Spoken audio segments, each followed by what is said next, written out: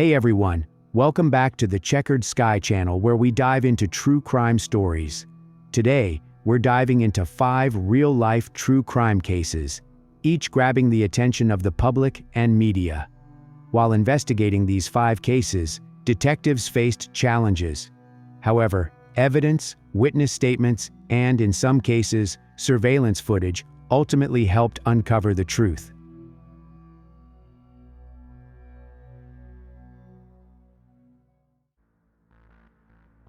Today we will take a look at a story that happened in 2022.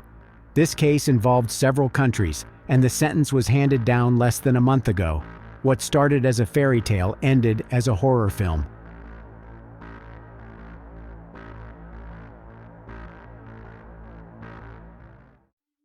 Ekaterina Bulgova was born on May 13, 1989, in Leningrad.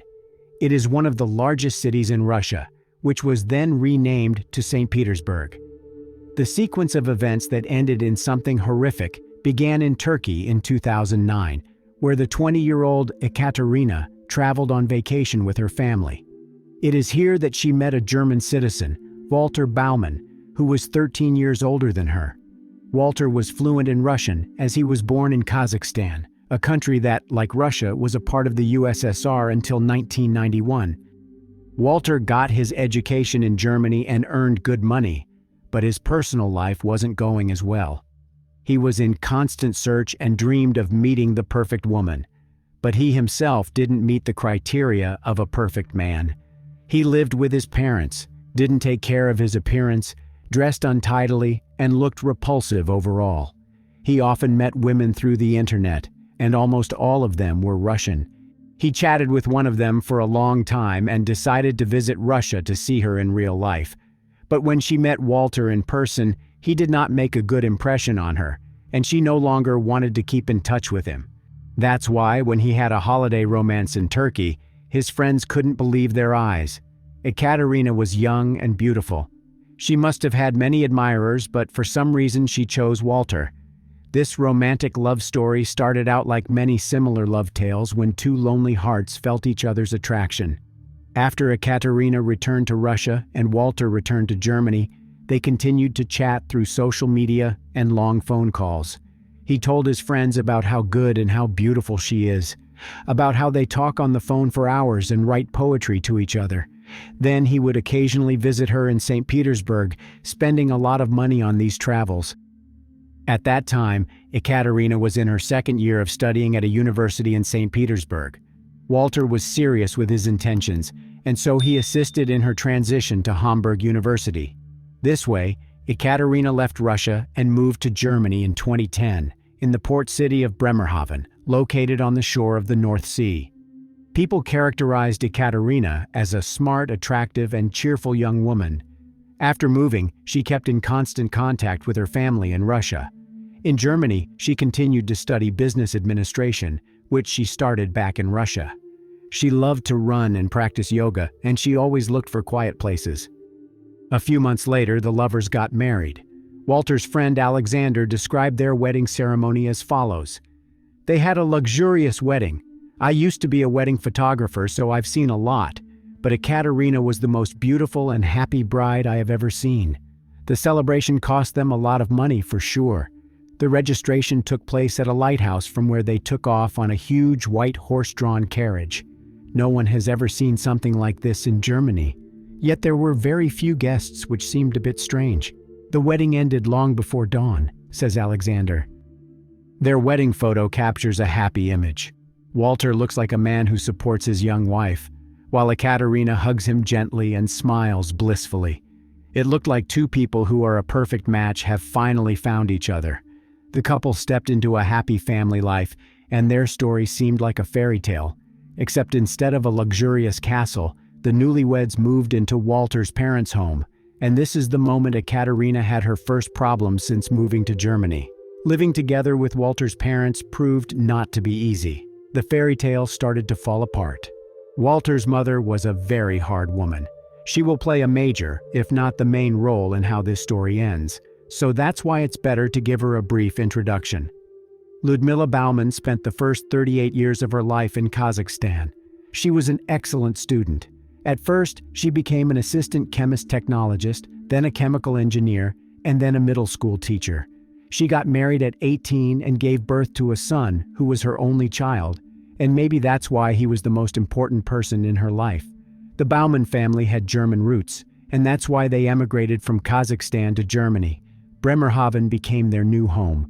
Ludmila worked at a marine institute, researching the problem of global warming for a long time. She held a good position there, often went out to sea, and participated in about 25 expeditions, including ones in Antarctica. Her migration history was a model for many emigrants in Germany, and that's why her 1-meter-long portrait hangs along another 30 portraits on the facade of the emigration center in Bremerhaven.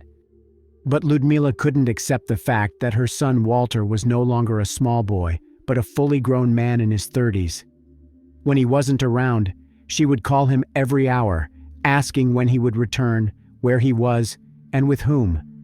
As he was her only child, she lacked a healthy distance from him. Ekaterina has also encountered prejudice from Ludmila, but still tried to please her husband's mother in every way. Ludmila constantly interfered in her son's marriage and critiqued Ekaterina. She blamed her for being a bad housewife. Ekaterina tried to combat this kind of attitude, but her attempts were never successful. When she went out, she turned into a gray mouse. Otherwise, she had to hear from her mother-in-law how she is dressing like a prostitute. Walter worked in a port, where he earned around 4,000 euros a month. He was always at work, on all weekends and holidays, because it paid more. He wasn't a workaholic, but rather greedy. He saved most of the money he earned and had good savings, which he didn't want to spend. In 2017, when Ekaterina got pregnant, Walter decided to spend a small part of his savings. He bought a house where they moved from his parents. The house search took a long time, as it was important for Walter to spend as little money as possible. Ekaterina was hoping that the move would be a good influence on their relationship, but it wasn't. Ludmila was a constant guest in their house and continued to interfere in all spheres of her son's life. Around the same time, Ekaterina gave birth to her daughter, and the relationship between spouses became even more strained. After the birth of the daughter, Walter became more strict and controlling of his wife. He talked down to her and prohibited her from learning to drive a car, as well as didn't allow her to talk with her daughter in German, as he wanted her to only know one language, Russian. Ekaterina did not understand what these changes in her husband's behavior were related to. He became even more resentful, jealous, and controlling than before. It was getting harder to predict the changes in his behavior. He could lose his temper over any small, insignificant things. The strain in the couple's relationship grew, and Walter went so far as to use his physical superiority against his wife and start beating her. In the end of 2019, authorities first learned about the Baumann family because of the issue of domestic violence, but the case was quickly closed when the couple told the social worker that they had reconciled. But Ekaterina and her husband continued to berate each other, cursing at each other, sometimes even in front of their baby. Walter secretly took photos and videos of Ekaterina, recording their arguments on the phone. Walter asked a computer guy from his circle of acquaintances to hack his wife's phone, but he refused. Walter accused his wife of being a bad mother and mentally unstable. Ekaterina, in turn, accused Walter of having lost interest in her, working too much, and being burned out because of it. She couldn't live in constant stress and fear anymore and turned to a support center for victims of domestic violence. The first time she reached out for help was in the fall of 2020. After the wife and daughter left, Walter did everything in his power to get them back. He promised that he would change, said he realized that he behaved in the wrong way, and told Ekaterina that he couldn't live without her and their daughter. As a result, Ekaterina forgave him and returned to their home with their daughter. But there was no less fighting between spouses. Every time Walter realized that he had wronged his wife, he gave her gifts or arranged a family trip. The man changed his attitude not only towards his wife, but towards the child as well. Walter's attitude towards his daughter can only be characterized as total control. When he was at home, he wanted the daughter to always be in his sight. If they went somewhere, he wouldn't let her out of his arms. although she was 3 years old at that point. He cut his work time at the port in half to have the ability to spend more time with his daughter. He would take his girl to kindergarten and pick her up in the evening. He cooked for her, and during the night she slept in the parents' room.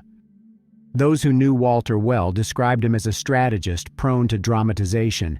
He was good at manipulating people and was stingy. Money was one of the main life purposes for him. He often seemed nervous and impatient. After Ekaterina became a mother, she visited her family in Russia several times, and each time she was accompanied by Walter. He feared that the wife would return to Russia and deprive him of the opportunity to be around his daughter.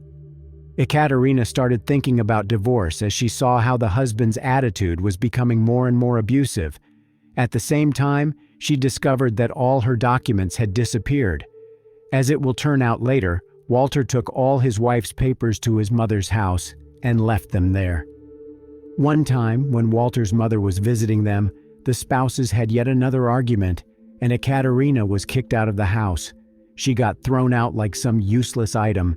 She went to the police, and the situation was resolved. One time, Ekaterina and Walter had such a heated quarrel right before their kindergarten that Youth Support Services received a notification from administration regarding the family. The quarreling couple started receiving child education support. For 6 weeks, a family crisis counselor was to accompany the family and monitor the child's well-being. The counselor's verdict was, "It is too dangerous for the child to be left with her parents." The only reason Ekaterina still lived with her husband was because of her daughter, but she couldn't return to Russia with her. For her daughter to leave Germany, Ekaterina must have received Walter's consent, indicating that he is not against his child leaving the country. In August of 2021, Ekaterina took the daughter for the second time and turned to a women's crisis center, telling the administration that her husband wanted to take her life.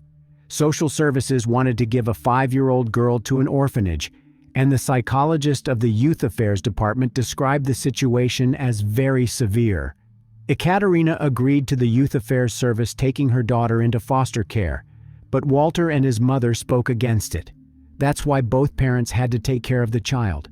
For a few days, the girl lived with her father, and for the next few days, she lived in a women's shelter together with her mother, always alternating and with the condition that the couple's daughter must attend kindergarten to learn German. In a few weeks, the family reunited again. Some Russian sources state that in the women's shelter, Ekaterina had bad roommates, and that kindergarten, which the daughter must have been visiting, was too far away. As a result, she returned home, but now the spouses have started the divorce process and lived in separate rooms. Ekaterina's desire to return to Russia was growing. Walter wasn't against it, but only on the condition that his daughter stay with him in Germany. That's why Ekaterina visited St. Petersburg at the turn of 2021 and 2022 alone. In Russia, she had a date with a man she met on the internet. He was from the Siberian city of Omsk and was a pilot. Ekaterina returned to Germany in mid-January 2022 and continued to chat with the Russian pilot on a daily basis. They sent each other many love messages, but a few weeks after returning to Germany, namely on February 4, 2022, the 32-year-old woman stopped contacting her family and her new lover. An empty suitcase and 13,000 euros from the husband's stash are all Ekaterina took with her when she ran away once again. She left her phone, keys, clothes, and most importantly, her 5-year-old daughter. This is the version Walter told the police on the 6th of February, 2022, when Ekaterina's parents couldn't reach her for 2 days and reached out to German police with a request to conduct a welfare check. "We found out about her disappearance in a strange way. I couldn't get her on the phone for a few days, as for Walter. Then he picked her up and said that he hadn't seen her since the 5th of February. He also said that she doesn't respond because she doesn't have money on her balance," said Svetlana, Ekaterina's mother, to journalists. The entire city went to search for Ekaterina. People searched every square meter, put up flyers, and analyzed every version of what happened. One of the few people who didn't care about Ekaterina's disappearance was Walter. While concerned people put up flyers all around the city, the man was busy with renovating his house. They assumed the worst immediately after the disappearance of the woman, and her husband was the center of attention. The police searched the house of the Baumann family only 4 days after Ekaterina supposedly ran away from it. By this time, Walter was finished with renovations. He painted the floors in the guest room and replaced a couch. He was also seen purchasing a large quantity of cleansers in the local store. The police discovered that the surveillance footage from the video cameras in the house had magically disappeared. Officers searched the house for 3 hours for any evidence of the crime. They led a detection dog through the garage and the house itself. In the garage, the dog became slightly agitated but didn't give a corresponding signal. The first tests, conducted by criminalists, didn't reveal any evidence within the house or the garage. In the littered car, the police found a knife and an electric shocker, which were seized as potential evidence. Officers noticed that Walter was not concerned about his wife, who went missing in the slightest. Instead, he was interested in whether he would get sole guardianship over his 5-year-old daughter if his wife didn't return. The search for Ekaterina went on day after day, but nothing was found. It's like she vanished. Officers understood that the probability of a young mother running away and leaving her daughter, documents, and phone behind in a foreign country is extremely low. Walter had the police's suspicion, as well as his statement that Ekaterina ran away, taking an empty suitcase with her. The mysterious disappearance of Ekaterina worried people in the city and far beyond it. Women who didn't even know Ekaterina organized a search. "We will continue looking for her until we find out what happened," said one of the organizers. 2 weeks after the disappearance of the young mother, about 400 volunteers all around North Germany searched for her in Bremerhaven with the help of rescue dogs several times. This incident caused a huge reaction on social media. Ekaterina's family attracted attention to her disappearance in Russia, and this story was shown on the main Russian channels. "My daughter was with this man for 12 years, but for a year and a half, their marriage consisted solely of quarrels, and he hit her many times," said Ekaterina's mother to journalists. "He kept my daughter in isolation. He took away her IDs and bank cards. He didn't allow her to meet anyone." On March 1, 2022, 25 days after the disappearance of Ekaterina, horrific news spread, first in Bremerhaven, then all around the country, and later in Russia. An ordinary passerby saw a weird suitcase that washed ashore during his walk along the local river, Weser. He was horrified when he opened it. Inside were fragments of a woman's body, which had been packed in garbage bags. It is important to note that not all fragments were inside the suitcase. Some of them were missing. Sadly, the victim turned out to be 32-year-old Ekaterina Baumann. By a strange coincidence, the suitcase was found near the lighthouse, where she got married. The fact that the suitcase washed ashore was a stroke of luck for the investigation. According to experts, it could have swum to the North Sea, and then Ekaterina would remain missing forever. This is how hopes for a happy ending to the mysterious disappearance of her relatives crumbled. Now they could only say goodbye to their beloved daughter, mother, and friend. The city residents organized a small improvised memorial. There, local residents, who not indifferent to what happened, left flowers, lit candles, and even wrote letters. Walter Baumann was arrested as the main and only suspect. After discovering the body, the family house was searched for the second time. This time, experts were busy for several days. The police found a bottle with a strong sedative, which was found in Ekaterina's blood. The police also found single-use gloves, foil, and adhesive tapes, as well as large quantities of garbage bags and cleansers. Moreover, canisters with acetic acid, solvents and bleach, suitcase keys, and the pink scarf that was on Ekaterina's neck on her last selfie were found in the garage and the shed. Investigators also noticed that there were barely any of Ekaterina's personal items. The majority of her clothes were thrown out, and her wedding photo, a reminder of happy moments, was hidden behind the piano. The police have also found the white jacket that was on Ekaterina in her last selfie. The jacket was found in a trash container at the workplace of Ludmila Baumann, Walter's mother. While in custody, the man often wrote letters to his mother in which he confessed his love for her and called her "my son." There were urgent appeals in the letters such as, "Help us all, Mother, save us. You can do it.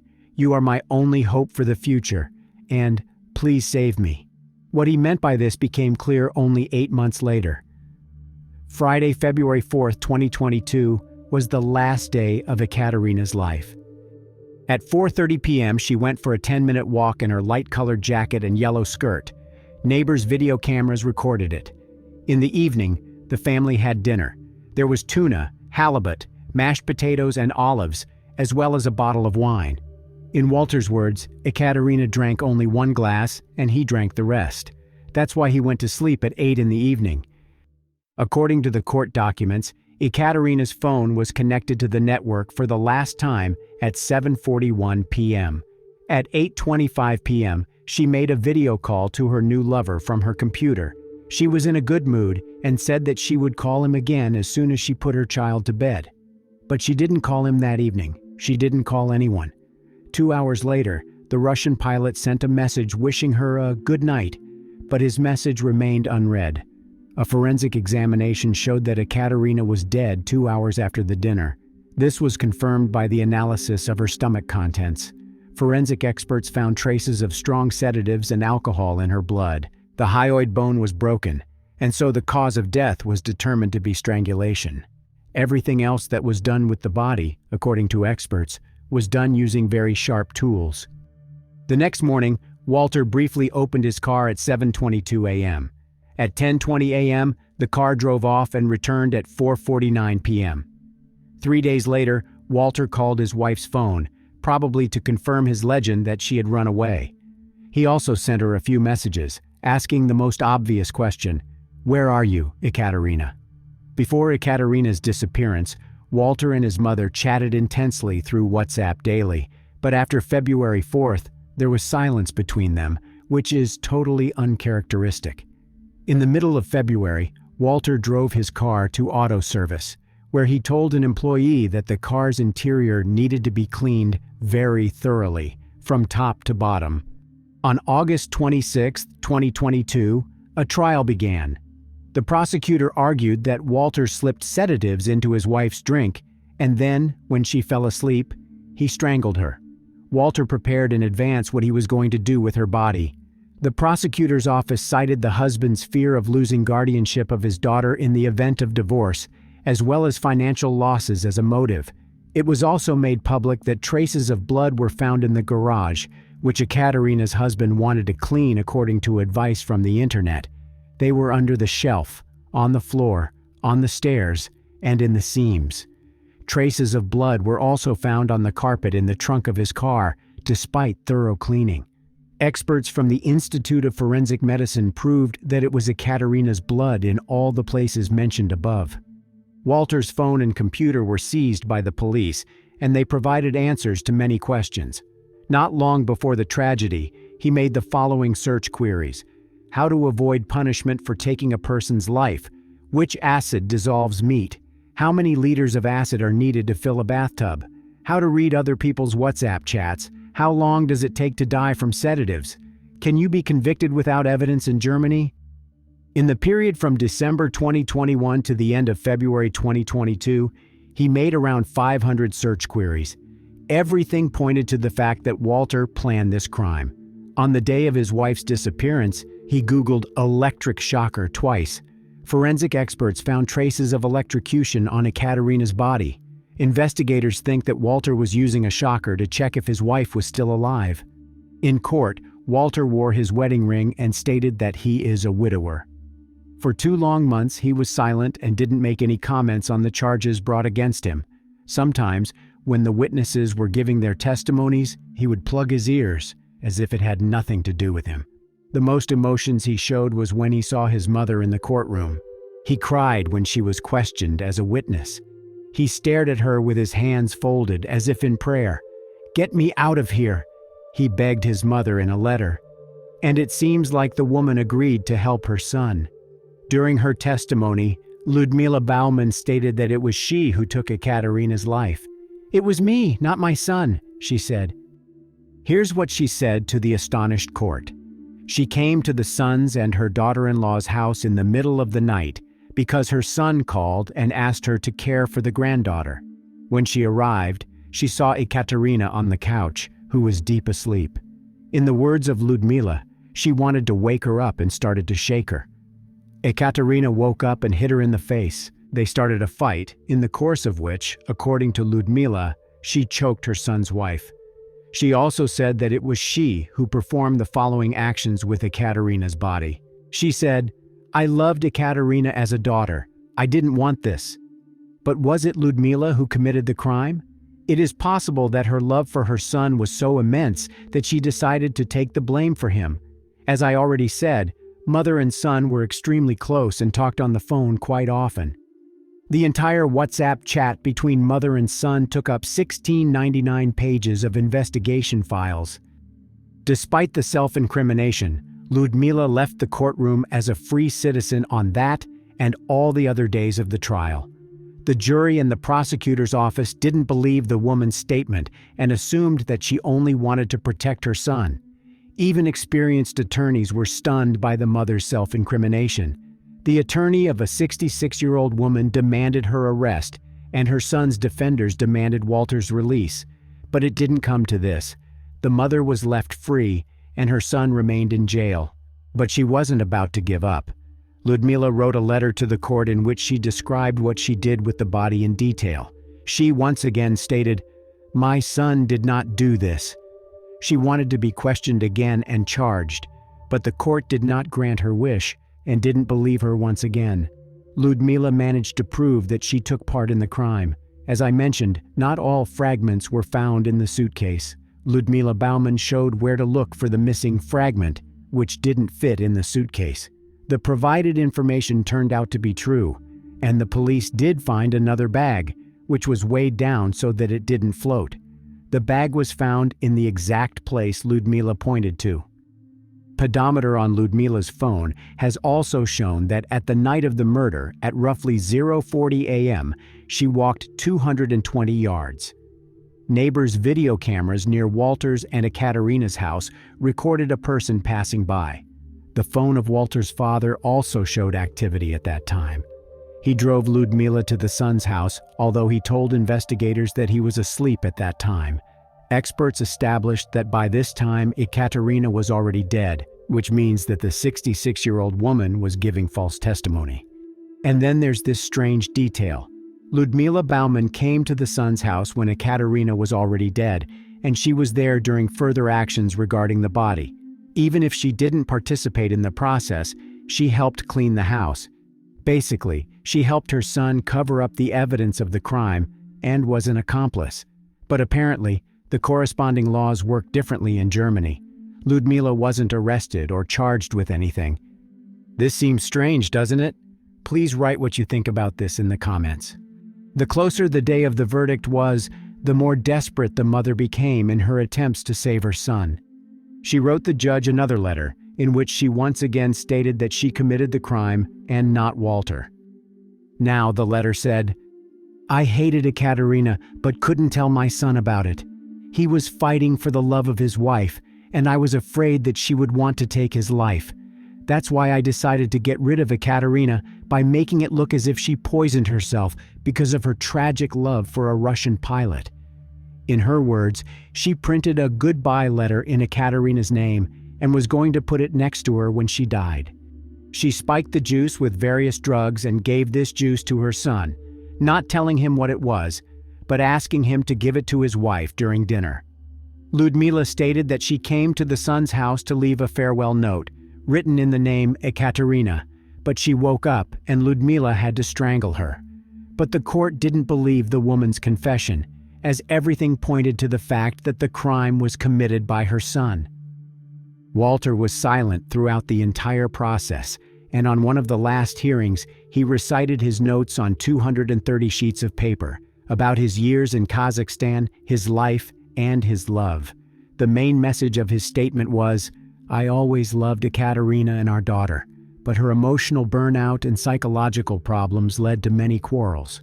230 sheets of paper, yet he only briefly touched on the night that changed everything. He stated that he was asleep when his mother took the life of his wife and dragged her into the garage. Walter blamed his mother for this horrible crime and said, "She betrayed me, used me, and threw me into prison."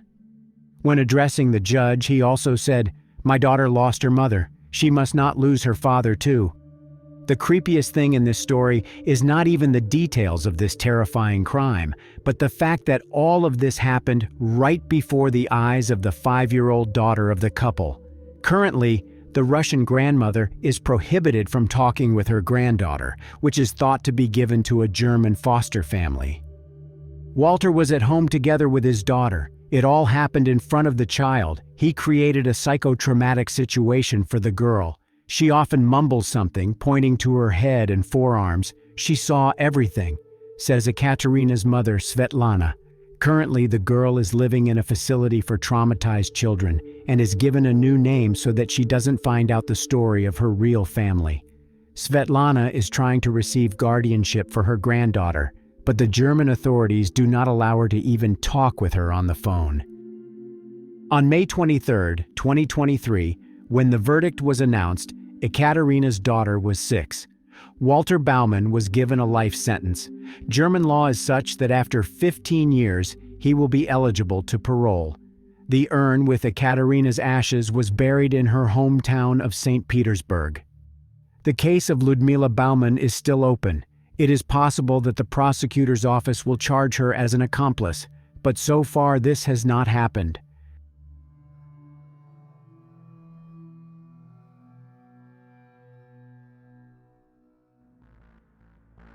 After the disappearance of 23-year-old Hannah Potts, an investigation involving the FBI began. The case received a lot of media attention, and the unraveling of the mysterious disappearance shocked many people. Hannah's family had no idea who would eventually be charged. Hannah lived with her large family in Gibson County, located in the southwestern American state of Indiana. Many people who lived there farmed, and the Potts family was no exception. They had their own small farm, and Hannah's parents thought it was a good and safe place to work, live, and raise their children. It was indeed a safe place, but as you know, sometimes things change. The summer of 2020 was a turning point for the Potts family, after which their lives changed forever. On the night of July 23, 24, Hannah couldn't sleep. She told her mother she was going to walk around the farm, look at the animals, and maybe take some pictures, then took her phone and camera, left the house, and headed for the barn. In the morning, the family discovered that Hannah was not at home, and a post appeared on her Facebook page that shocked everyone. She posted a video which, judging from the image, was recorded in the dark, as the picture is a black screen throughout the video. Let's listen to her heart-wrenching plea. Mom, are you there? Hello? Mom, if you can hear me, please say something. I really need to hear your voice. Something's happened. I was out taking those pictures of animals.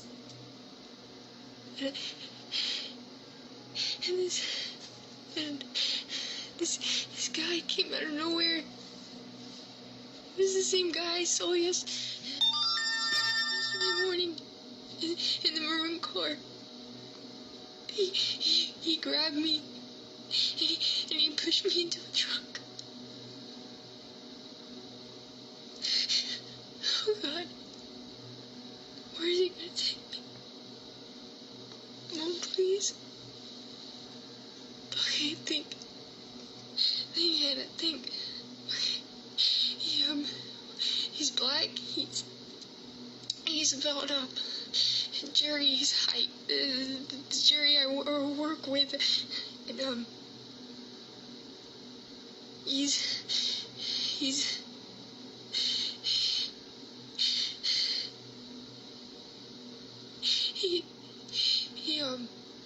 his voice is deep, and the way he called me baby girl just sent shivers down my spine. I don't like it. Please, Mom, if you're there, can you please just say something to me? I'm in a room. There's a little light, 4 walls, and okay. I don't think they know I have the phone, so you gotta tell you gotta tell the cops everything. That you gotta show them this video so maybe they can find me. And I don't know. What did he say? He said something about Ohio. God, Mom, I love you. Tell Dad I love him too. Take care of Jinxie for me.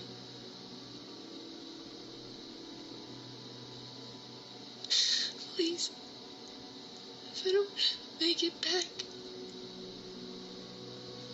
I love you. I love you so much.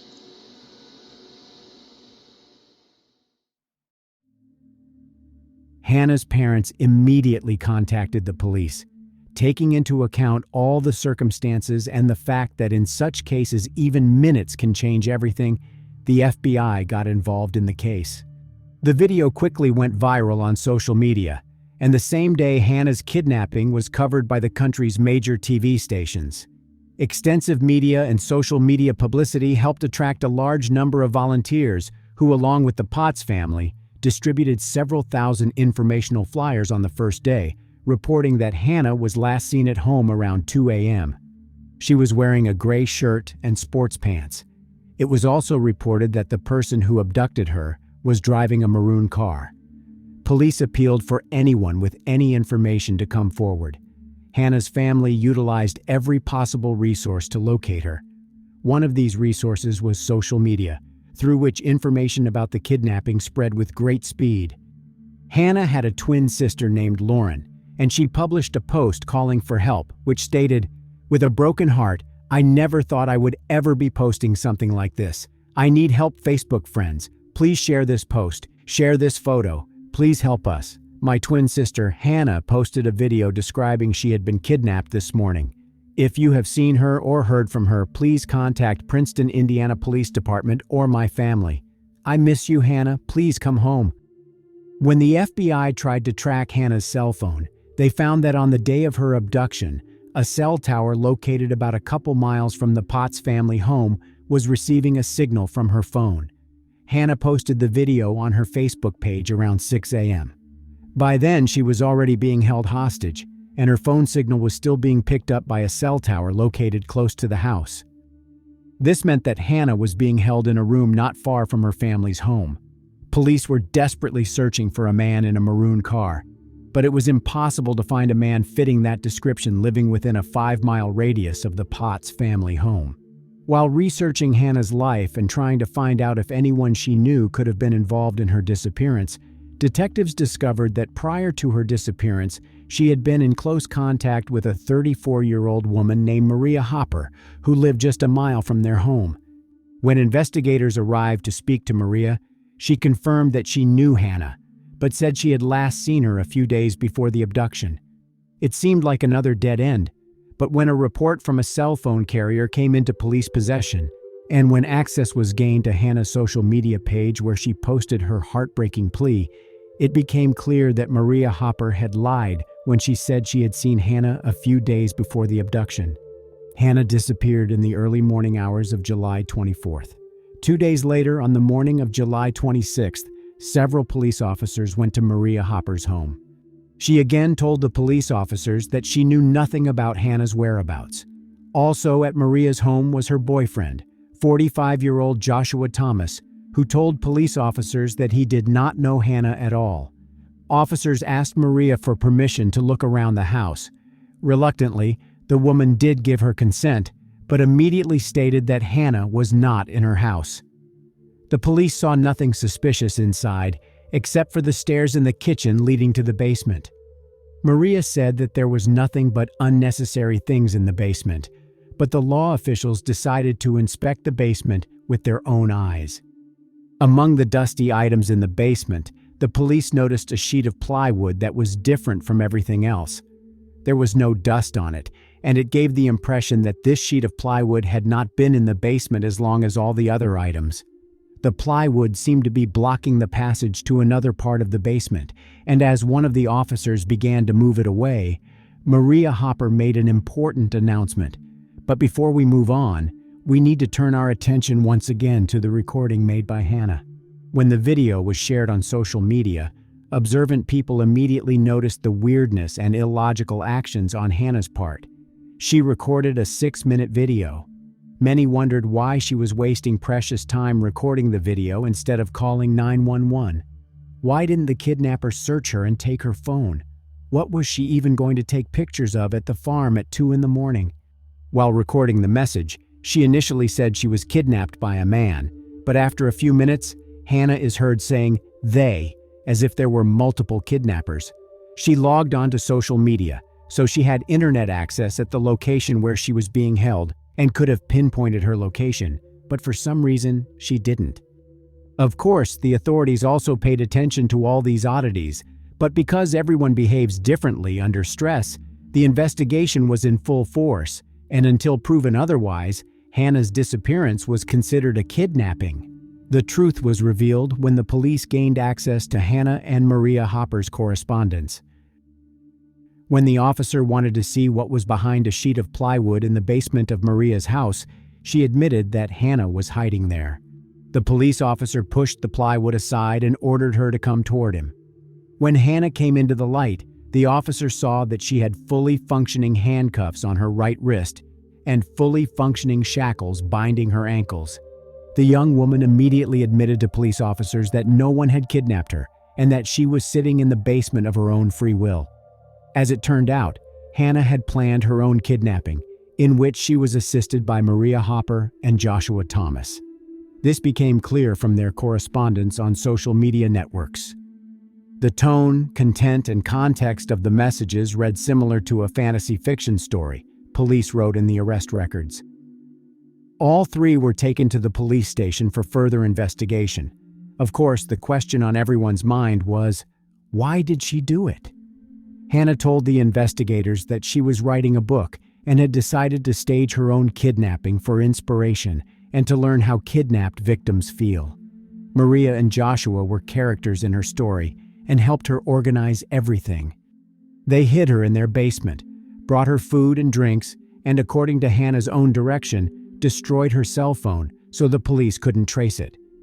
The heartbreaking video that Hannah posted on her Facebook page was pre-recorded, and according to Hannah herself, she rehearsed for about a week before recording it. None of her family members knew what she was up to, and after the truth was revealed, the Potts family apologized to everyone who helped in the search and to everyone who was worried about Hannah. Her sister Brittany wrote a public apology on her social media page. In particular, it included these words: "As news is getting out there about Hannah being found, I need to make a public statement addressing it. I publicly disown nor want nothing to do with my sister going forward. She is dead to me. I hope she is prosecuted to the fullest extent of the law. My family feel extremely embarrassed and hurt by her actions, and the fact she tried pinning this on a person of color. I pray no black man with a maroon-colored car was targeted due to her blatant lie. She has caused so much grief to my family and others, and for that, shame on you, Hannah. You made my 6-year-old son cry thinking something bad had happened to you. My 6-year-old baby that loved you so much. I hope you are prosecuted to the fullest extent. I have no words. I just feel like I owe the public an apology. I am so angry and embarrassed." While in the basement of her friend's home, Hannah kept a personal journal in which she admitted that she knew her social media post would go viral. Hannah Potts was charged with the false reporting of a kidnapping. Miss Potts's actions are criminal in nature. She had many people in her family and community worried sick over her personal health and safety, Gibson County Prosecutor Michael Cochran said in a news release. Further, she risked involving innocent individuals by giving a false description of the alleged abductor. Finally, the number of hours spent by multiple law enforcement agencies in this time of limited resources is simply not recoverable. This callous disregard for others simply will not be tolerated, his statement concluded. Maria Hopper and Joshua Thomas were charged with perjury and covering up. In an interview with police, Hopper admitted to picking up Potts from her house and lying about harboring her. Thomas also said he knew of the kidnapping hoax and that Potts was in the home. All three were released on bail and were at large pending trial. In September 2020, Hannah Potts pleaded guilty to knowingly making a false report of kidnapping. She was sentenced to 1 year of probation and 120 hours of community service. Joshua Thomas and Maria Hopper also received probationary sentences. Many of those who are familiar with this story believe that Hannah was not only looking for inspiration, coming up with a plan for her own abduction, but also wanted to create a stir around her person and thereby create the prerequisites for successful sales of her book. What are your thoughts on Hannah Potts's actions? Please share your opinion in the comments and don't forget to subscribe to the channel. Thank you.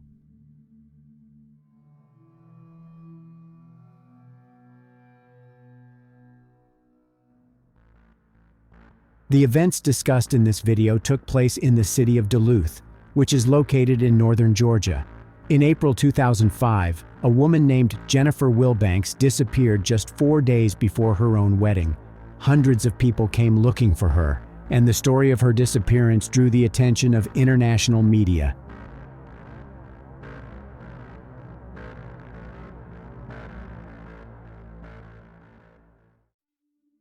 Many women fantasize about the day when they would marry the person they love. They believe that this grand event will be unique in their lives, so they want the wedding ceremony to be at least as good as everyone else's. Making a guest list, choosing a venue, choosing a menu, buying a wedding dress were all exciting moments 32-year-old Jennifer Wilbanks went through. Jennifer Carol Wilbanks was born on February 28, 1973. She has spent her entire life in Georgia, where her family, friends, and work have been. It was here in Duluth that she met her fiancé, John Mason, who was also 32 years old. John, like his family as a whole, was financially wealthy. The Masons owned a private medical clinic in Duluth. His friends described him as a kind and caring man, ready to help in time of need. John and Jennifer had been dating for about a year and seemed like the perfect couple. Everyone who knew them was thrilled at the news that they had decided to get married. Preparations for the wedding went their way. The swanky ceremony, to which several hundred guests had been invited, was scheduled for April 30, 2005, which was a Saturday. However, 4 days before the wedding, on Tuesday, April 26th, John Mason reported Jennifer's disappearance to the police. She had gone for an evening run, he said, from which she never returned. He tried to find her on his own, but when he could not, he decided to ask law enforcement for help. The next day, April 27th, a search was organized with more than 300 police officers and volunteers. They searched the wooded area and water bodies along the route Jennifer was supposed to run. In such cases, every minute counts, so the police even involved those officers who were supposed to be off duty. On the same day, April 27th, one of the search teams found possible clues, namely clothing, sneakers, and a strand of long dark hair. All of the findings were sent to the lab for examination.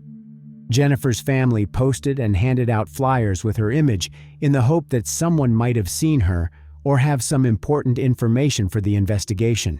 The media got involved in covering the story. Plus, billboards with Jennifer's image appeared in the city. The police checked the house where she lived with John, but it was more of a formality. Detectives found nothing suspicious in the couple's home. On Thursday, April 28th, Major Donald Woodruff of the Duluth Police Department announced that Jennifer Wilbanks' disappearance was being treated as a criminal investigation, with the FBI and Georgia Bureau of Investigation involved. A second day of searching yielded no results either. No sign of Jennifer was found. Her family members were shocked by what had happened and did all they could. They asked radio stations and various TV stations to publicize the story of Jennifer's disappearance, suggesting that she might have been kidnapped and taken out of state. They begged the possible kidnapper to release her. The cable news channels swarmed over the incident like flies on a pie. Where was Jennifer? Did something bad occur? She didn't take her purse and keys. She was going to be married in 4 days during a grand wedding to which she planned to invite 28 chaperones and 600 guests. Not calling her family was not Jennifer's style, her sobbing relatives stressed during press conferences and interviews.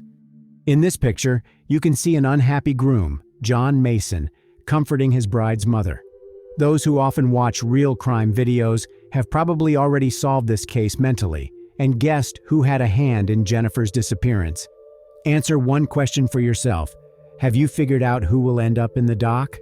John was the last person to see Jennifer alive, and when the search yielded no results, suspicion began to fall on him.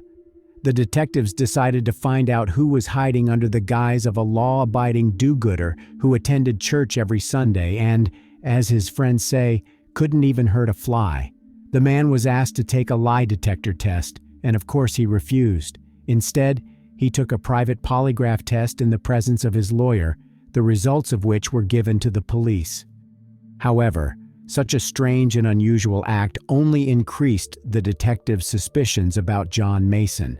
The test results given to the police did not definitively answer the question of whether John was connected to the disappearance of his fiancée.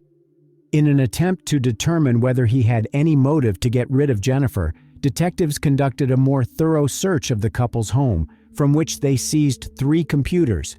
It is important to note that no signs of a struggle or any other crime were found in the house. On Friday, April 29th, the day before her wedding day, Jennifer's relatives offered a $100,000 reward for information that would help find her, dead or alive. Police held a press conference at which officials announced that they were stopping the active part of the search. According to the head of the local police, they must have looked over every possible lead in this town. There were absolutely no clues, and that's why they decided to call off the search in the area. John Mason attended the press conference but did not speak to reporters. Jennifer's uncle suggested that John simply didn't know what to say, which didn't add to the speculation about his involvement in his fiancée's disappearance. In the meantime, it turned out that the clothes, shoes, and lock of hair found on the first day of the search had nothing to do with Jennifer's disappearance. According to police reports, these finds turned out to be just litter. The only suspect who might have had a motive was John.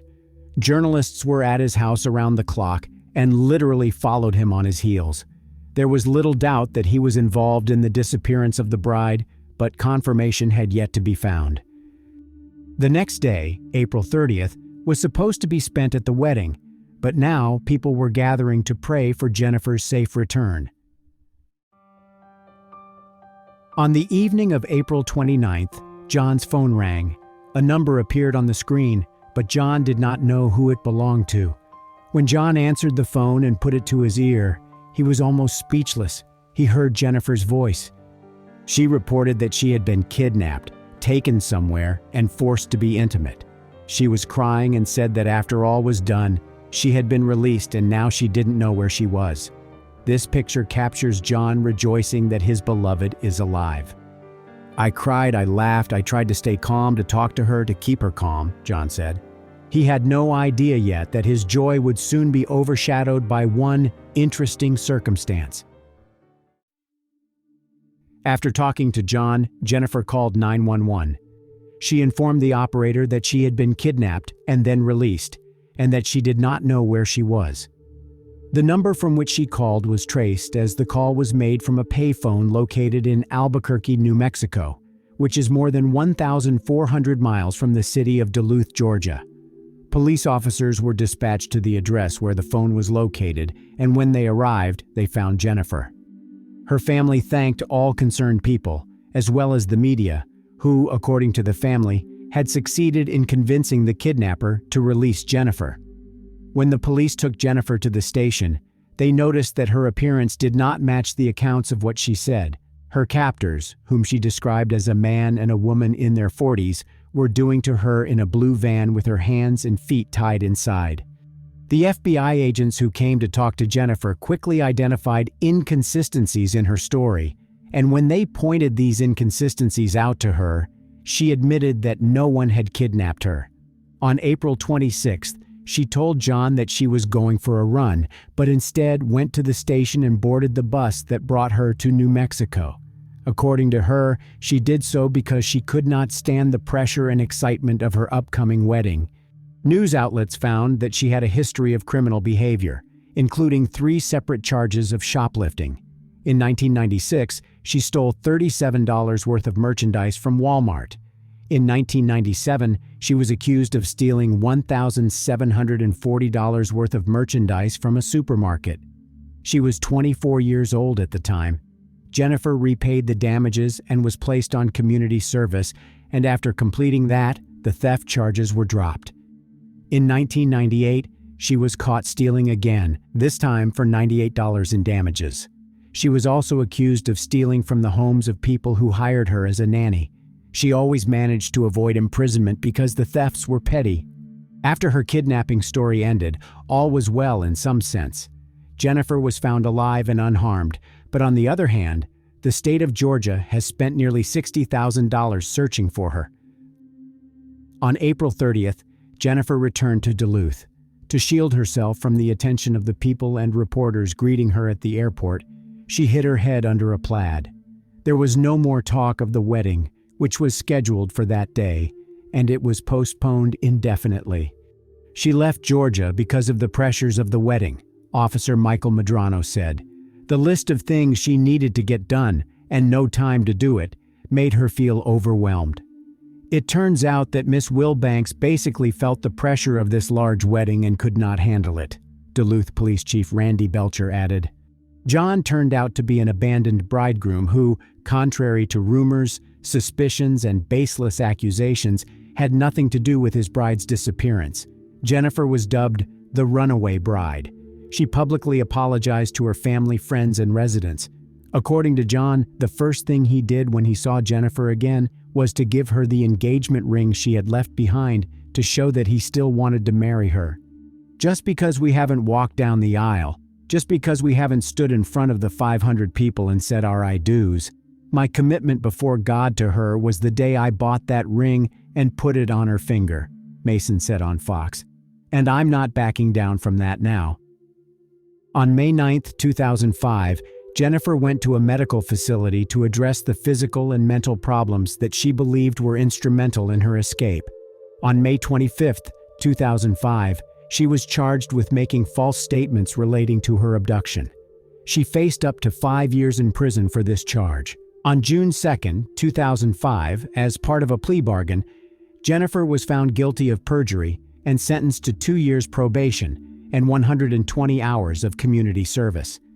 She was also ordered to pay just over $15,000 in restitution for expenses incurred by the city in her search. The story doesn't end there, however. In September 2006, Jennifer sued her, now ex-fiancé John Mason. The couple had by this time broken off their engagement and separated. In the lawsuit, Jennifer claimed that while she was in treatment, she gave John power of attorney to act on her behalf. According to her, John sold the rights to their story for $500,000 to Reagan Media. He used the proceeds to buy a house, which was registered to his name only. Now that they had broken up, John had kicked her out of the house. Jennifer demanded $250,000 in compensation for her share of the house and another $250,000 in damages. John Mason countersued, claiming emotional distress over being left at the altar and suspected involvement in Jennifer's disappearance. In December 2006, both parties dropped their lawsuits. Allegedly, a settlement was reached between them. Thanks to the attention of not only American but also various world media, Jennifer became popular for a while, and some companies wanted to make money from her fame. Hero Builders, a manufacturer of figurines, rushed to create a doll depicting Jennifer Wilbanks in a sports suit with "Vegas Baby" written on it. Included was a small towel that was placed over the doll's head to imitate the woman's appearance on television when she returned to Duluth. Wilbanks has inspired a runaway bride action figure and a hot sauce called Jennifer's Hightailin' Hot Sauce. A musical play based on the story of Jennifer Wilbanks opened on March 13, 2008 at the Red Clay Theater in Duluth, Georgia. A photo of Wilbanks appears in the trailer of the 2008 movie about professional poker, The Grand, as one of the many women Woody Harrelson's character has been married to in the past. John Mason, who had already once spent a lot of money on a failed wedding where several hundred people had been invited, married another woman in 2008 in a quiet ceremony at his parents' home in Duluth. Jennifer married in 2010, but 11 years later the marriage dissolved and she still lives in Georgia.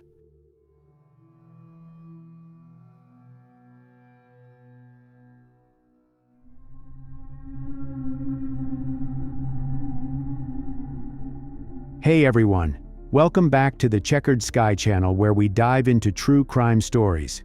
Today, we're stepping into a case that shook a small town in England. A story of a young woman whose life was cut short in a place she thought was safe. This is the story of Ellen Higginbottom, an 18-year-old whose disappearance in Wigan turned a peaceful summer day into a chilling true crime mystery. It's June 16, 2017, in Wigan, a quiet borough in Greater Manchester. The sun is shining, and Orrell Water Park is alive with dog walkers, joggers, and families enjoying the warm afternoon. This nature reserve, with its winding paths and tranquil lake, feels like a haven, a place where nothing bad could ever happen. But on this day, something unthinkable did. Ellen Higginbottom, a bright, ambitious psychology student at Winstanley College, walked through this park after a morning of revising for her A-levels. But she never made it home. At around 1:43 p.m., Ellen sent a playful Snapchat to her friends. "Been in the park for 20 minutes, and I'm already lost," she joked, her message laced with her trademark wit. Her friends laughed it off. Ellen was always up for a joke. But as the hours ticked by, that message became the last anyone would hear from her. By 7:20 p.m., her family grew worried. Ellen wasn't the type to vanish without a word. Her disappearance was so out of character that her father, Mike, called the police. Something was wrong, very wrong.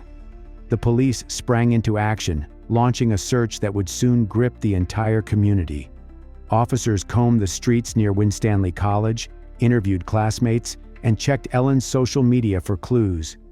But as the night deepened, the search zeroed in on Orrell Water Park, the last place Ellen was known to be. The answers were out there, hidden in the shadows of that sunny afternoon, and the police were determined to find them. Police! To understand the depth of this loss, we need to know who Ellen was. She was born in 1998 in Boothstown, a close-knit suburb of Salford, just a short drive from Wigan. Raised by her parents, Mike and Kay, she grew up in a home filled with love and encouragement. Ellen was the kind of daughter who made her family proud every day, not just for her achievements, but for her heart. She was a talented musician. She enjoyed listening to and performing music, and she also had a notable love of equestrian and horses. Animals were Ellen's passion. From a young age, she dreamed of becoming a veterinarian, a goal that drove her to excel in her studies. This love for creatures big and small wasn't just a hobby, it was a calling. Ellen was studying psychology at Winstanley College, but her long-term plan was to blend her interest in animal behavior with her academic pursuits. Ellen's heart also belonged to Ryan Warren, her boyfriend of 2 years. Ryan described her as his nugget, a nickname that captured her quirky, endearing nature. They shared big dreams, traveling the world, building a home, starting a family. Ellen wasn't perfect. She'd joke about getting lost in parks or forgetting her lines in school plays, but those quirks only made her more beloved. On that fateful June day in 2017, Ellen was just being herself, walking through Orrell Water Park, likely lost in her thoughts or a favorite song. She'd been revising for her A-levels, preparing for a future that seemed so close. But as police began their search, they turned to those who knew her best, hoping to piece together her final hours. Did Ellen cross paths with someone unexpectedly? Was there a clue in her daily routine? The answers lay somewhere in the park, and investigators were about to uncover a trail that would lead them closer to the truth. Let's follow the investigation as it unfolds, step by step, in this chilling true crime puzzle. By 7:20 p.m. on Friday, June 16th, Ellen's father, Mike Higginbottom, contacted Greater Manchester Police, his voice heavy with concern. Ellen hadn't come home from Winstanley College, and her silence was unlike her. Friends confirmed she'd been in Oral Water Park earlier that afternoon, her playful Snapchat at 1:43 p.m., marking her last known communication. The police classified her disappearance as extremely out of character, a red flag that prompted immediate action. Oral Water Park, a 70-acre nature reserve, is a maze of trails, lakes, and wooded areas, popular with locals for its peaceful beauty. But as night fell, its sprawling terrain became a challenge. Police focused on the park based on Ellen's Snapchat and her friends' reports that she'd been walking there after leaving college around 1 p.m. Meanwhile, Ellen's friends took to social media, posting desperate pleas for information. Her father's second call to police, seeking an update, pushed the case higher on the priority list. By midnight, a full-scale search was underway, with ground teams and a police helicopter equipped with heat-seeking technology scouring the park. The helicopter's presence would later prove critical, but not in the way anyone expected. As the helicopter scans the ground below, suddenly, something shows up. The helicopter discovered a heat source. It was in a farmer's field adjacent to a water park and some marshland. The police helicopter, it picked up a heat source of a person that was running away. Could this be Ellen? Had she become lost or hurt herself? The helicopter crew direct the officers towards the heat source. The search team move into the crop field and they quickly make a shocking find. There, hidden among tall grass, was Ellen's body. She was lying near a hedge, partially dressed, her lower back and legs exposed, suggesting a hurried or interrupted act. The cause of Ellen's death was two quite dreadful, very deep wounds in particular to her neck, either one of which would have been sufficient to kill her. The severity of the injuries pointed to a sustained attack, with additional marks on her arm hinting she may have tried to defend herself. The investigation, led by Detective Superintendent Howard Millington, was a high-stakes puzzle. The wheat field where Ellen was found offered chilling clues: a spade, a leather belt, and signs of a premeditated attack. But her backpack, cell phone, and laptop are missing. Police knew they were dealing with someone deliberate, someone who might have planned this for hours or longer. The first task was to reconstruct Ellen's final hours. She'd left Winstanley College around 1 p.m. on June 16th, heading into Oral Water Park. Her Snapchat at 1:43 p.m. confirmed she was there, but what happened in the next 20 minutes, when police estimated the attack occurred around 2 p.m., was a blank. The wheat field, just yards from Winstanley College, was an isolated spot, shielded from the park's main paths by dense vegetation. It wasn't a place Ellen would have wandered to casually. It suggested she'd been lured or forced there. Police cordoned off a large section of the park, setting up a forensic tent to preserve the scene. As dawn broke, news of the discovery spread, and residents began leaving flowers at the park's entrance. Investigators turned their attention to the park's visitors that day. They appealed for witnesses, asking about anyone acting suspiciously on Friday or in the days prior. Detective Howard Millington, leading the case, noted an earlier report of two women being followed in the park on Thursday, June 15th. Was it connected? The possibility of a sexual motive wasn't ruled out, given the state of Ellen's clothing and the nature of the attack. The community's response was overwhelming. Winstanley College issued a statement urging students to avoid walking alone near the park. Detectives fanned out across Wigan, knocking on doors and speaking to anyone who might have crossed paths with Ellen. They started with her inner circle. Her boyfriend, Ryan Warren, was questioned early on, not as a suspect, but to build a picture of her life. Ryan was cooperative, sharing texts and memories of their plans to marry. Friends like Chloe Williams described Ellen as cautious, not the type to wander off with a stranger. Her parents, Mike and Kay, confirmed she had no enemies, no conflicts. Ellen was the girl who'd rather save a spider than squash it, Kay said, a detail that painted her as gentle, unassuming. These interviews ruled out personal motives, pointing to a stranger attack, a rare and terrifying prospect. The sad fact is that most people who are victims of homicide are actually killed by somebody who's known to them. The park itself became the next focus. Police issued urgent appeals, asking for anyone who'd been there between noon and 3 p.m. to come forward. "If you saw anything, even something small, we need to know," Detective Millington said in a press conference. One witness, a retiree walking his spaniel, recalled seeing a man lingering near the wheat field around 1:30 p.m. A critical break came from the police helicopter that had been deployed during the search. Equipped with heat-seeking technology, it had spotted a figure fleeing the wheat field area around 2 a.m., just before Ellen's body was found. The helicopter guided ground officers to the spot, and while the figure vanished into the night, the timing was suspicious. Had someone returned to the scene?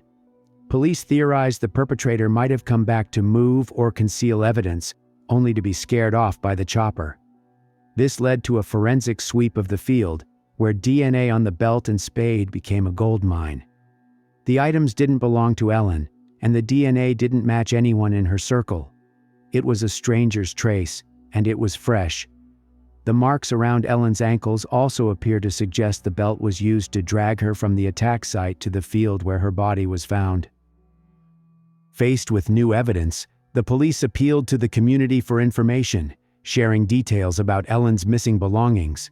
The strategy succeeded, and a concerned local contacted them.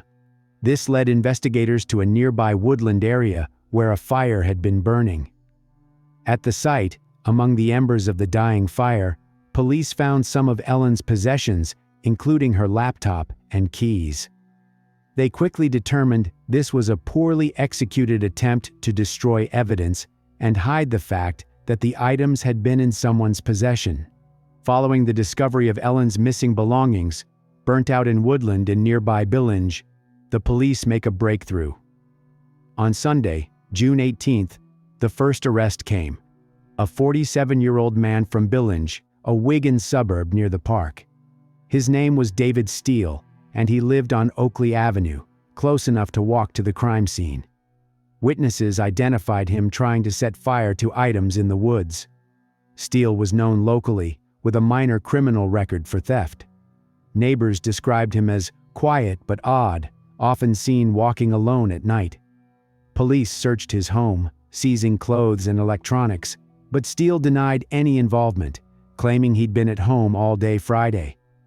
Police made 2 additional arrests in and around the Oral area. David Steele was charged with handling stolen goods and obstructing justice, along with Dean Speakman and Vicky Calland, both 30, from Cobmore Avenue, Billinge. Who are these 3 suspects, and how are they connected to Ellen's death? As police investigate further, they have found no forensic evidence linking the trio to the murder scene. The suspects possessed Ellen's stolen laptop and cell phone and attempted to burn them, despite knowing the items were tied to the murder. How did they obtain the laptop and cell phone? We'll talk about that next. Police received the results of DNA testing from the belt, which changed the course of the investigation. A man's belt that was near Ellen had both Ellen's DNA and also matched that of a man. It matched a man called Mark Buckley. A 51-year-old man, Mark Stephen Buckley, was detained at his home on Newhall Lane in Preston, 20 miles from Wigan. Buckley had ties to Billinge. His mother lived on a housing estate next to the park, but he'd been relocated to Preston after a 2016 arson conviction for setting a neighbor's car on fire. Search the property, which is here, so we'll do that at some stage. We're going to take it back to Greta Manchester now for questioning and to continue our inquiries. When they searched Buckley's flat, they found a bag containing rope, a ligature, an empty condom packet, and lubricant, items that painted a chilling picture of intent. The DNA on the belt and spade? A match for Buckley. Buckley's arrest was a turning point, but police kept their cards close. In custody, he was evasive, admitting he'd been in the park, but claiming he found Ellen's belongings. His criminal history, arson, affray, and minor offenses from the 1990s, showed no violent attacks, which puzzled investigators. Senior investigating officer Bob Tong later reflected, "His record didn't scream this kind of crime, but the evidence did." The contents of the bag suggested a planned attack. "He was out to get somebody that day," Tong said. To build the case, police revisited witnesses. A dog walker confirmed seeing a man matching Buckley's description, stocky, shaved head, carrying a bag, near the park's entrance around noon. Another reported an unsettling encounter. A man had approached her on Thursday, June 15th, asking if she walked alone often. She'd brushed it off but gave police a description that aligned with Buckley. These accounts suggested he'd been in the park for days, watching, waiting. Despite forensic evidence against him, Mark Buckley denied any involvement in Ellen's murder. However, police uncovered CCTV footage that showed Buckley heading toward Oral Water Park just after 1 p.m. They tracked some of his movements, which revealed that he left his house early that morning when it was very warm. He wore a thick coat, long pants, and carried a green shopping bag. Later, footage from the same camera showed Buckley returning shortly afterward. When he returned, the bag appeared full. He was no longer wearing his coat, only a tank top and shorts. Despite being confronted with the video evidence, Buckley continued to deny any involvement in Ellen's murder. However, other suspects in custody began to talk. They not only confirmed they were friends with Buckley, but also explained how they came to possess Ellen's belongings. It emerged that Mark Buckley had visited the three offenders. He had given them a backpack containing items, including a laptop and keys, stolen from Ellen. He had also sold her cell phone to one of them. Police also found footage of him returning to the park late Friday night, possibly to move Ellen's body, a plan thwarted by the helicopter. This matched the court's later findings that Buckley intended to bury her under cover of darkness. The footage, combined with DNA and the recovered items, was damning, but police needed to rule out accomplices. The forensic case against Buckley grew stronger. Blood on his clothes matched Ellen's DNA, and fibers from the rope in his bag were found on her body. Police ruled out a connection between Buckley and Ellen. No texts, no social media, no mutual acquaintances. Absolutely no evidence linked them, Tong noted, confirming the attack's random nature. But why Ellen? Investigators learned Buckley had spoken to other women in the park that day, none of whom reported harm. If it wasn't her, it would have been somebody else, Tong said, a chilling insight into Buckley's mindset. By June 20th, Buckley was charged with murder and remanded to appear at Wigan Magistrates Court. The other suspects faded from focus. Steele, Speakman, and Calland faced lesser charges. The investigation zeroed in on Buckley, but questions lingered. Why had he chosen that day? What drove a man with no violent history to such an act?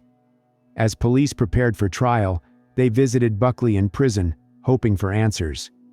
"He's got an incredible loss of memory when it comes to the finer details," Tong said, frustrated.